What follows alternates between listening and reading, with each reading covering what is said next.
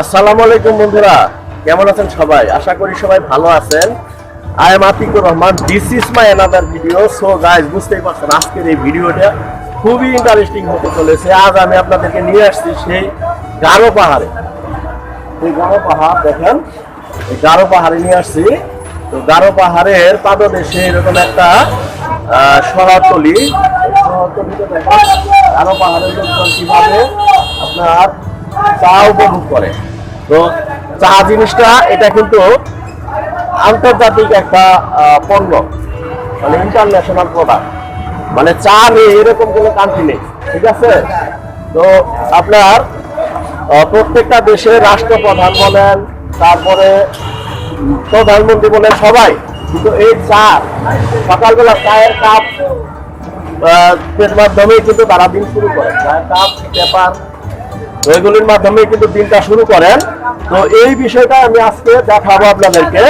তো প্রচলিত মিডিয়া যে জিনিসগুলি কভার করে না, আমি সেই জিনিসগুলি মানে এই সেই ঘটনার ভিতরে ঢুকে যে, ঠিক আছে, ভালো মন্দ, দুর্নীতি, সুনীতি সবকিছু আমি কিন্তু তুলে ধরার চেষ্টা করি, ঠিক আছে?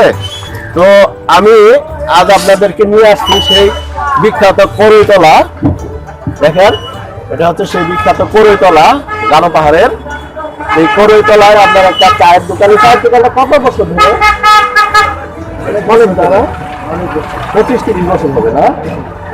তো এটা মানে কালের আগতে এই চায়ের দোকানটা কিন্তু আপডেট হয়েছে, ঠিক আছে? বছরের পর বছর কিন্তু এই চায়ের দোকানটা আপডেট হয়েছে। আর সেই আপডেট অবস্থায় কিন্তু এই চায়ের দোকানটা এই যে এখানে দেখতেছেন, এর আগে কিন্তু এই জায়গায় মাটিতে বসে চা বিক্রি করতো না। তারপরে আস্তে আস্তে এটা চুলাটা উপরের দিকে গেল, তাই না? তো গ্যাস, এখানে কি গ্যাস দিয়ে করার সম্ভাবনা আছে? তবে এই খড়ি চুলায় গেলে চার মানটা মনে ধরা হয় না, অর্গানিক। তো যাই হোক, এখানে তিনি খড়ি চুলায় চাটা তৈরি করতেছেন। তো আমি এখানে একটা চা ট্রাই করতে চাচ্ছি, আদা চা, মানে উইদাউট সুগার, মানে চিনি ছাড়া আমি একটা আদা চা এখানে ট্রাই করতে চাচ্ছি। তো আমাকে একটা সুন্দর করে আদা চা বানিয়ে দেওয়া যাবে? চা কত করে? 5 টাকা না? তো যাই হোক, আমি আরো কয়েকটা জায়গায় মানে খাদ্যের দোকানে দেখলাম, এখানে আমি চাইলেও মানে তাদেরকে বেশি দিতে পারি না, ঠিক আছে? মানে এরা খুবই একটা নীতি নৈতিকতার মধ্যে চলে, ঠিক আছে?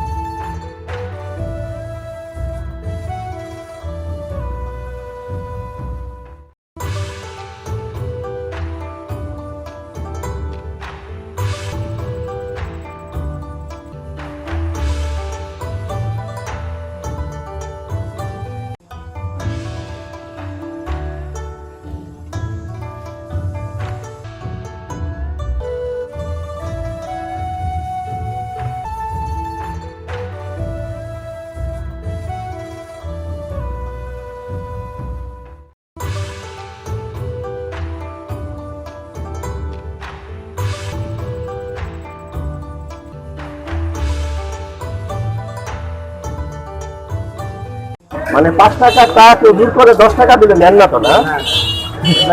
তো দেখছেন দর্শক বন্ধু,